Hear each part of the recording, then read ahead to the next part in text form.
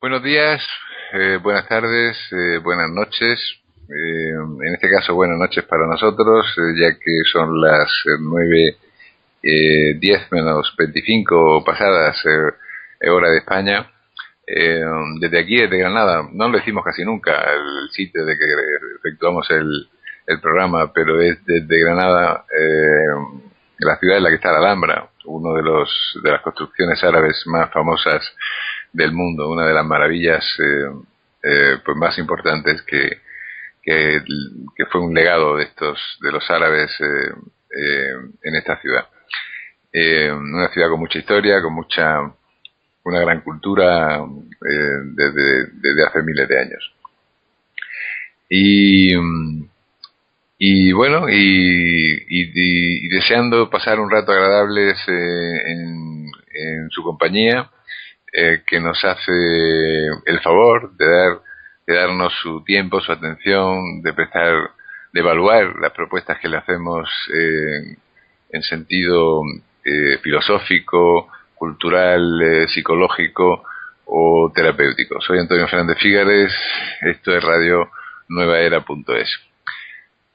Hoy estoy, como otros programas, con una persona eh, pues que yo personalmente considero muy lúcida en sus planteamientos, muy concreta a la hora de exponerlos y, y muy didáctica también, diría, en la manera de, de dar una información relevante para muchas personas que les sirva de guía en su deambular cotidiano, para afrontar los problemas, para afrontar las dificultades o simplemente para saber más sobre sí mismo y sobre la vida y sobre la existencia en la que estamos. Ella es Mónica Sánchez, es psicoterapeuta, doctora en medicina, y la saludamos en este momento. Buenas noches, Mónica, ¿qué tal? Buenas noches, Antonio. ¿Qué tal? Pues bien, gracias, encantado de que estés aquí con nosotros un día más, una noche más en este caso. Hemos cambiado el horario de grabación del programa, pero bueno, esto no afecta a las personas que conectan con esta emisora porque ya saben que el programa que se emite en directo, después de terminar, vuelve a empezar. O sea que si lo cogen en cualquier momento de esta emisión, saben que volverán a oírlo. Y que después de un tiempo, ya el mes que viene probablemente, se enviará a la web y se subirá, perdón, a la web, y allí podrán oírlo libremente las veces que quieran. Hoy hemos quedado en hablar de un tema que dentro de la experiencia terapéutica de Mónica, pues ella ha sugerido y que tiene mucha actualidad. Estamos hablando de los abusos. Eh, los abusos de variado índole, que no solo están en el ámbito de lo físico, como ella nos aclarará ahora. ¿Qué podemos considerar abuso o cómo podemos definirlo? Bueno, pues yo diría que toda situación es violenta cuando la persona o la familia que lo provoca supera nuestro umbral personal de tolerancia. Así lo que para uno puede ser insignificante, para otra persona puede ser un maltrato insoportable, ¿no? Un ejemplo, ¿no? Por ejemplo, si has vivido rodeado de gritos y de golpes y de discusiones en tu infancia, pues el vínculo primario con la madre va a ser sumamente violento por lo que estas personas van a tener ligado el amor a la violencia, ¿no? Y el umbral, por lo tanto, de tolerancia es mayor que el que una persona que ha tenido una infancia aparentemente más tranquila, ¿no? Aunque hay dos tipos o dos grupos de violencia. Una es la violencia activa, que es la que he hablado hace un minuto, ¿no? Esa violencia que es implícita, ¿no? Que se ve, ¿no? Que se ve claramente porque en casa hay amenazas, hay golpes, hay gritos. Y luego está la violencia pasiva, que esa es más difícil de detectar y de desarticular, porque es una violencia, una agresión más afectiva, o es una agresión más verbal, ¿no? Entonces, quizás pasa más desapercibida, pero por ello no es menos intensa, ¿no? Es decir, que la violencia puede ser visible o no, pero actúa con la misma intensidad, ¿no? Y eso es importante, pues, decir, ¿no? Transmitir, ¿no? Pero podríamos definir que el factor genérico que define al abuso es la humillación. Tiene un elemento de humillación como factor preponderante. Yo creo que está generado, por supuesto, que por la humillación, pero también puede haber rabia, enojos. Yo diría que es más una cuestión de poder, fíjate. Creo que los abusos están más relacionados con el poder. El abusador generalmente tiene un conflicto con el poder, ¿no? Y lo que trata es de satisfacer sus necesidades, su placer a través de la violencia, ¿no? Del abuso con una persona más débil, ¿no? En el caso un niño, la víctima, ¿no? Pero sí, por supuesto que siempre hay humillación, pero yo creo que hay más ingredientes. No se puede solo basar el abuso en una humillación. Creo que hay más ingredientes, ¿no? Y es cierto que la persona que abusa es porque ha sido abusada previamente. Es decir, vemos mucho esto en programas de televisión o incluso en el cine, ¿no? De a lo mejor padres que han sido crueles o que han abusado de una forma psicológica, no mejor no física, ¿no? Pero de una manera psicológica de sus hijos que han creado también esta personalidad en ellos mismos, ¿no? Sí, yo estoy de acuerdo con que todo niño abusivo es un niño abusado, ¿no? Y el niño suele ser el último eslabón de un circuito de violencia. El circuito violento lo inician los adultos, que a su vez también han sido abusados, y de ahí se va transmitiendo en cadena en un circuito pues, cerrado, familiar. Con lo cual, por eso es tan importante no solo la actuación de un terapeuta sobre la víctima, ¿no? Sobre el abusado, sino que también tienes que trabajar con ese adulto que está en la familia y acercarte a él y sobre todo al adulto que está más, por decirlo de alguna manera, más abierto a desarticular ese circuito cerrado, ¿no? Con lo cual, con esto quiero decir que no solo actuando sobre el abusado se resuelve la historia de violencia familiar, ¿no? Lo ideal sería trabajar con toda la familia, ¿no? Incluso con los ancestros, ¿no? Con otras generaciones, ¿no? Si se pudiese, ¿no? Porque esto se repite. Se repite porque el abuso es algo de lo que generalmente se sabe que está mal visto, ¿no? Sobre todo el abuso sexual, ¿no? O los malos tratos físicos ya de una intensidad elevada, ¿no? Entonces, como está mal visto frente a la sociedad, se suele ocultar y se mantiene en secreto, con lo cual esto es muy peligroso porque hace que se transmita de generación en generación y se repita el patrón. El padre humilla o desatiende al hijo, este padre luego nuevamente pega a su mujer pega a sus hijos y los niños van a la guardería y pegan a sus compañeros, ¿no? Entonces, y así de generación en generación.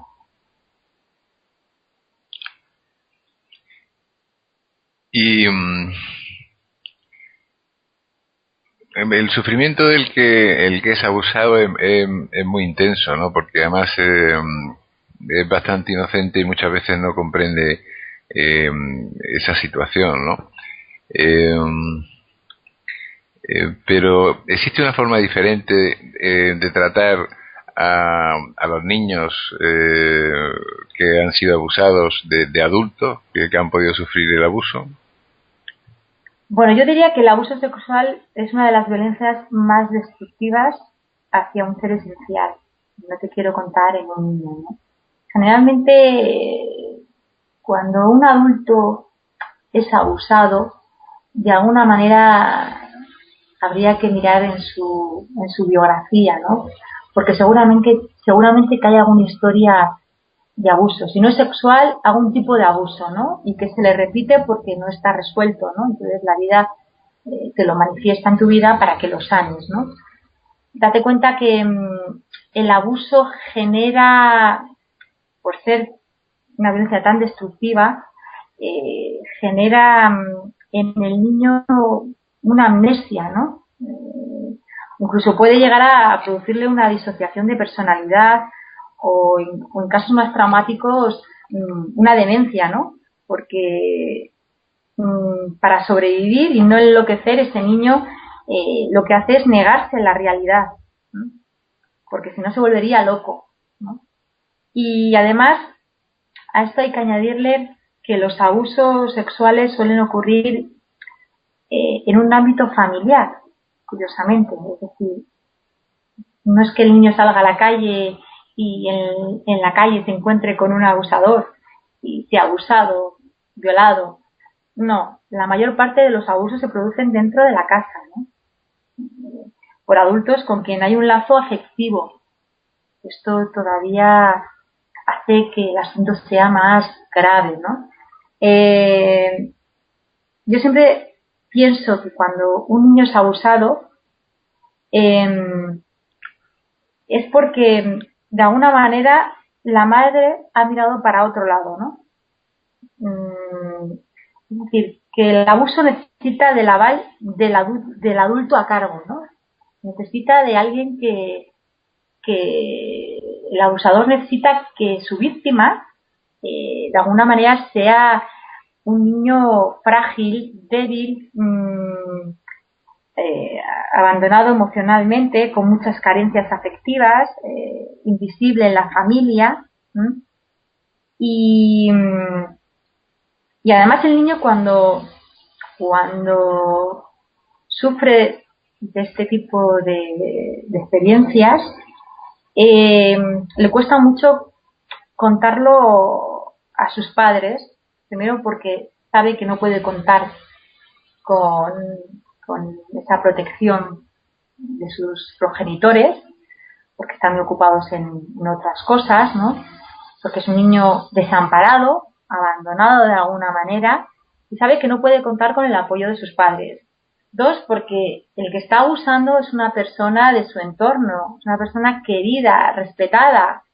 Entonces, ¿quién le va a creer? ¿No? Y tercero, que cuando lo intenta, cuando el niño intenta contar su relato de sus hechos, pues como tiene mucha confusión, ¿no? Torpeza, porque no sabe lo que realmente lo que le está pasando, no le gusta.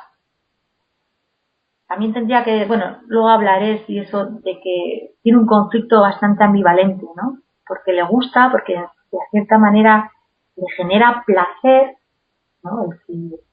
El que alguien se interese por él, ¿no? Imagínate que si en casa eres invisible y de repente aparece una persona de tu entorno familiar que empieza a prestarte más atención, ¿no? Que empieza a hacerte regalos, que empieza a hacerte acariciarte, y poco a poco pues intentando ganar tu confianza hasta que sobrepasa los límites del espacio vital del niño, y luego el niño se ve envuelto en una situación en la que le da placer también, pero pero sabe que su espacio vital está siendo invadido y a la vez se siente muy culpable porque no sabe si el culpable de todo eso es él, que ha provocado esa situación. Se siente también avergonzado y bueno, pues genera una situación que verdaderamente lo que necesitaría ese niño es un apoyo, una escucha de sus padres y que por supuesto que la apoyaran, pero generalmente cuando pide ayuda el niño contando su historia, el oyente no suele creerle, no suelen creerle, ¿no? Y eso pues no suelen creerle porque yo creo que cuando los padres escuchan u observan un cambio de actitud, ¿no? El niño no quieren ver eso, miran para el otro lado porque en realidad todo eso les conecta a ellos también con sus debilidades ocultas, ¿no? De violencia, de abuso. Entonces es una manera como de salvarse a costa del más débil, ¿no? Es decir, que el niño en este caso sería la válvula de escape por donde aflora la violencia familiar y por lo tanto no sería lo que le está pasando al niño no sería un hecho aislado, ¿no? Casual, sino que sería un sistema establecido en la familia, ¿no? Y que habría que desactivarlo, ¿no?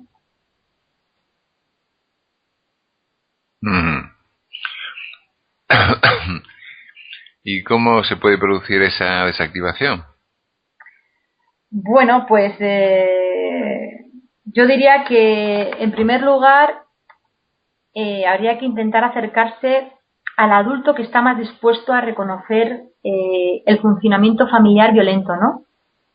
El que tiene más conciencia, por decirlo de alguna manera, porque es difícil que tengan una amplia conciencia porque si no, no ocurrirían los abusos, ¿no? Porque suelen ser padres muy infantiles, con mucho desconocimiento de su sombra, de aquellos aspectos que despreciamos de nosotros mismos, ¿no? Entonces, bueno, pues lo ideal sería intentar acercarse al padre con más conciencia, ¿no? Y que quiere ser ayudado y que quiere hacer frente a sus demonios, ¿no? Y también a ese adulto habría que acompañarlo en su travesía de búsqueda personal para encontrar esas vivencias primarias que le han generado rabia, humillación, ¿no? También en su infancia, ¿no? Y que las ha descartado, ¿no? Las ha descartado de su conciencia y relegado a la sombra y desde allí pues las proyecta en cualquier molestia que le genere el otro, ¿no? Es como una proyección de rabia personal. La agresión sería como una especie de proyección de rabia personal no reconocida, ¿no? Entonces hay que ayudar, el terapeuta tiene que ayudar a localizar estos puntos negros, ¿no? Por lo tanto, yo creo que desarticular el funcionamiento de este sistema circular de violencia familiar es fundamental, ¿no? Cuestionarse en la terapia, pues cuáles han sido los modelos de intercambio en la familia de origen, qué emociones le surgen a este adulto con tales recuerdos, comparar los modelos que la persona repite reconociendo su parte de responsabilidad y sobre todo el terapeuta tiene que cuidar mucho al individuo, ¿no? Porque date cuenta que está mostrando su mayor fragilidad y desamparo, ¿no? Entonces no es cuestión de culpabilizar ni de condenar, ¿no? Sino de construir un lazo de confianza con este adulto que va a ser una clave fundamental para desbloquear, articular este circuito, ¿no? Yo creo que esto es de las cosas más importantes. Además de, bueno, pues podría decir que trabajar con el perdón, porque la víctima tiene que perdonar a su verdugo, ¿no? Tiene que perdonarse a sí mismo, hacerse cargo también, pues, de la responsabilidad, ¿no? Porque cuando una persona es abusada, como se quede anclada en lo traumático, en el drama, no avanza y se queda, siempre vive como con una especie de fantasma ahí, ¿no? Toda la vida que le persigue, ¿no? Yo siempre digo que una vez que se ha desarticulado este circuito, es importante darle una visión de águila, una visión más amplia y el por qué, y preguntarse cuál era el propósito de esta experiencia, ¿no? Y generalmente el propósito pues puede ser pues resolver conflictos con la autoridad, conflictos con el poder personal, saldar deudas kármicas, porque en otra vida tú has podido ser el abusador, igual no sexual, pero has podido ser un dictador o has abusado mucho de tu poder, ¿no? Está relacionado todo con eso, con la energía del poder, ¿no? Y bueno, creo que eso es importante. Pero este aspecto es que se me estaban ocurriendo dos cosas simultáneamente. Una del aspecto este del tema kármico, que a veces puede autoculpabilizar más, si cabe, cargar más de peso emocional y de dramatismo a la persona que ha sido abusada, ¿no? Porque si piensa que encima ha sido en parte responsabilidad suya por lo que ha podido hacer en otra vida, pues puede ser un poco un duro, ¿no? Y por otro lado, estaba pensando que tal vez, bueno, muy en relación con lo que decían, ¿no? Pero que el papel de víctima sería bueno que la persona se lo quitara de encima lo antes posible, ¿no? Para no arrastrarlo, ¿no? Porque vemos mucho, vamos, a mí personalmente no he tenido ninguna persona cercana que haya vivido esta experiencia, ¿no? Pero vemos en las películas y vemos cómo esa persona está estigmatizada con el rol de víctima durante muchos años, ¿no? Sí. Bueno, además te diría, respecto a lo que acabas de decir, que no conoces a nadie de tu entorno, te diría que te sorprenderías porque habría más gente de lo que piensas en tu entorno. Lo que pasa es que es algo que se oculta. Las personas mueren con ese secreto. Yo te puedo decir que en terapia a mí es un tema que me ha interesado mucho porque ha surgido casi, te puedo decir que en un 80% de mis pacientes, que ha llegado un momento en el que ya además es como ya el olfato me dice, ¿no? Ya después de que han pasado muchas personas, hay como una especie de que te cuentan de que no recuerdan unos años de su vida, 5 o 6 años, o 4, que no saben, no se acuerdan de nada, o que sientes que hay algo más y yo siempre me veo con la obligación de tener que preguntar, ¿has sufrido abusos sexuales? Y muchos de ellos me lo confirman, pero se lo tengo que preguntar directamente porque si no es una cosa que cuesta muchísimo. Otros tienen dudas, están mosqueados porque han visto igual alguna película de abusos sexuales o porque alguien de su entorno, un amigo les ha contado que ha sido abusados y entonces ellos de alguna manera, aunque no se acuerdan porque para sobrevivir pues lo han trasladado al inconsciente, resuenan, o sea, los ojos. Yo me acuerdo ahora, me está viniendo mucho la imagen de alguno de ellos, que les he hablado cuando no se acuerdan, es hablarles de algo, con 5 años hay alguien que, y de repente ponerse los ojos súper llorosos y emocionarse, ¿no? Y entonces a mí eso ya me está diciendo, es un sistema de alerta para mí, se me encienden las lucecitas y digo, uy, aquí hay algo, ¿no? Y realmente empiezan a tener flashes, ¿no? De imágenes o sueños relacionados con los abusos y empiezan a recordar, ¿no? O en terapia si empiezas a hacer regresiones a edades tempranas, aparece y empiezan a recordar, ¿no? Con lo cual es algo mucho más mucho más extendido de lo que parece. Lo que pasa es que la gente no lo cuenta, ¿no?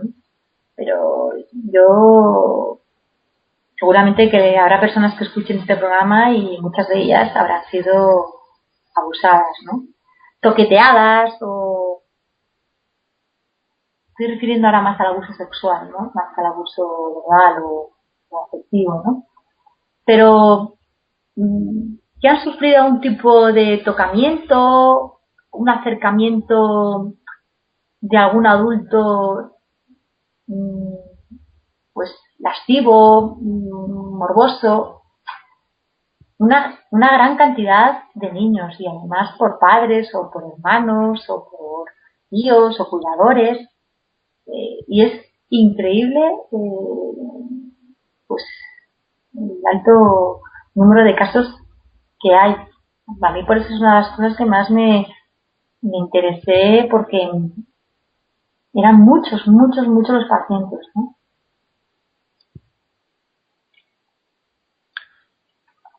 Y bueno, ya has sugerido unos cuantos consejos de lo que la persona puede hacer para, evidentemente, ponerse en manos de un terapeuta si no lo ha hecho, ¿no?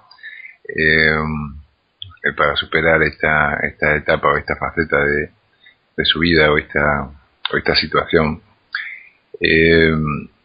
Pero aparte de los abusos sexuales, estos abusos psicológicos, que también pueden llamarse malos tratos, ¿no? De personas que toman una actitud cruel o que le obligan a hacer cosas que no quieren de forma abiertamente injusta y abiertamente bueno, pues humillante, ¿no? ¿Qué tiene? ¿El mismo tipo de tratamiento o un tratamiento diferente? Hombre, hay violencia. Entonces lo que hay que es desarticular la violencia. En este caso no sería violencia sexual, no sería abuso sexual, no sería un maltrato de tipo sexual, sería otro tipo de maltratos, pero habría que desarticular el circuito de la misma manera, ¿no? Quizás sin esa connotación, ¿no?, tan destructiva y del niño, ¿no?, como es el abuso sexual, ¿no? Hay una connotación más profunda, ¿no? Se produce una fractura emocional importante, ¿no?, en el ser esencial del niño, ¿no? Y eso quizás no ocurre con la misma gravedad que en otro tipo de abusos, aunque tampoco hay que desestimar, ¿eh? Por eso tampoco hay que minimizar o quitarle importancia, ¿no? Pero al fin y al cabo, sí, todo se mueve en lo que te acabo de decir un poco, ¿no? En satisfacer un poco el placer personal basado en el poder, ¿no? Y eso se obtiene a través de... se obtiene sobre el débil, ¿no? Actuando sobre el más débil, ¿no? Sobre el más desamparado, ¿no? Y yo creo que, ya te digo, con esta diferenciación, ¿no?, habría que trabajar un poco parecido, ¿no?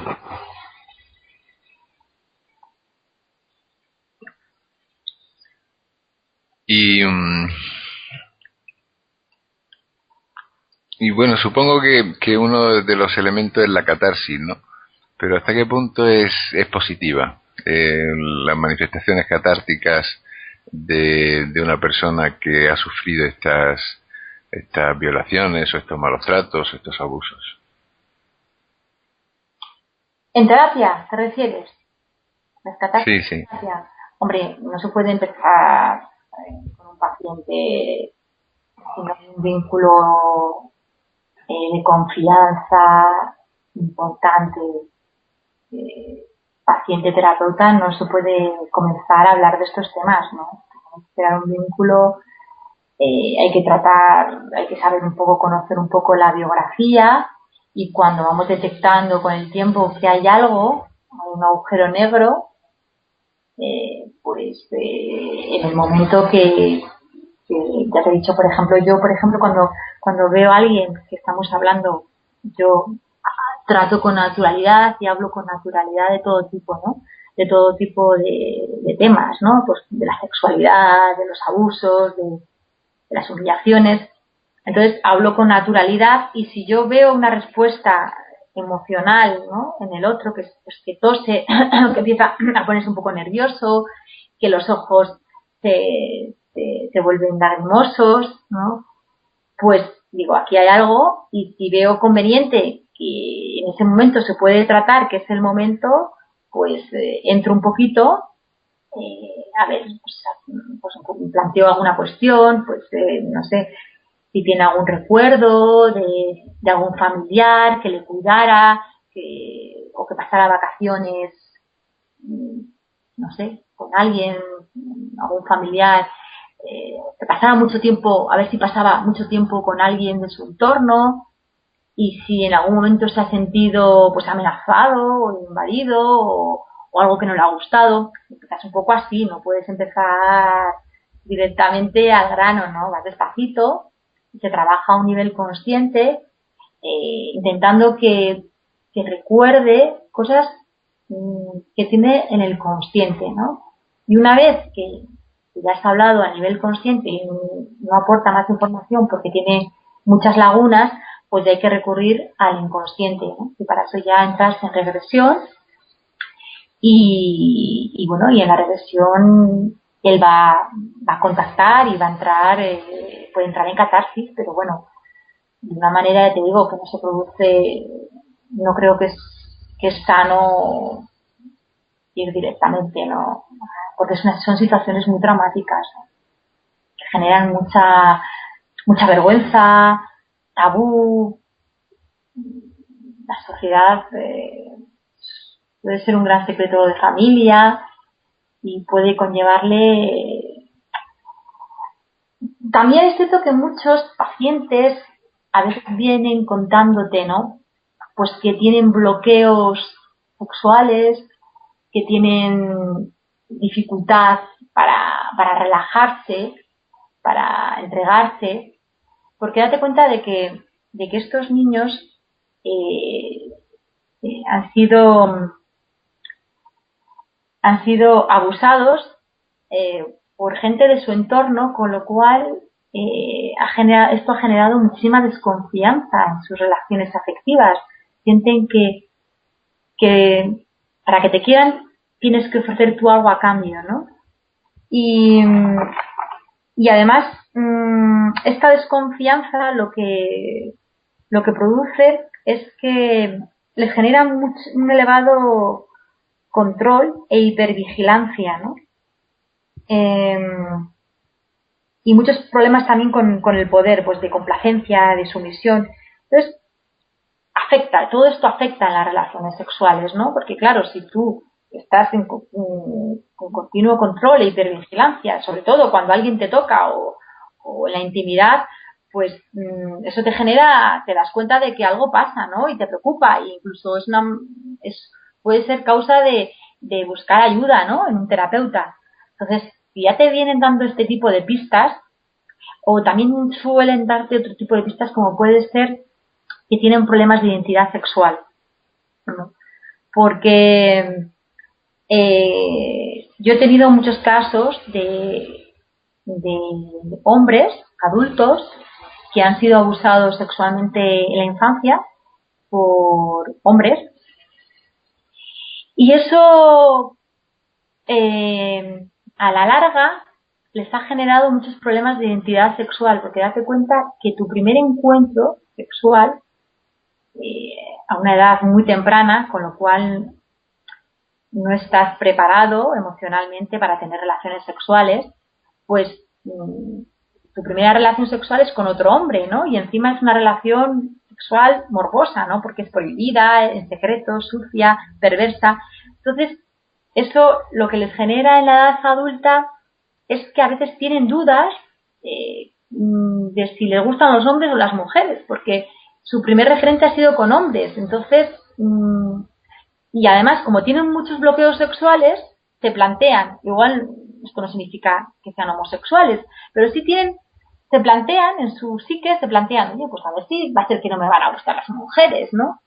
Y puede resultar que no sea así, sino que se desbloquean todos estos impedimentos que hay de entrega y de relajarse, o que realmente sea pues un factor predisponente a desarrollar una homosexualidad.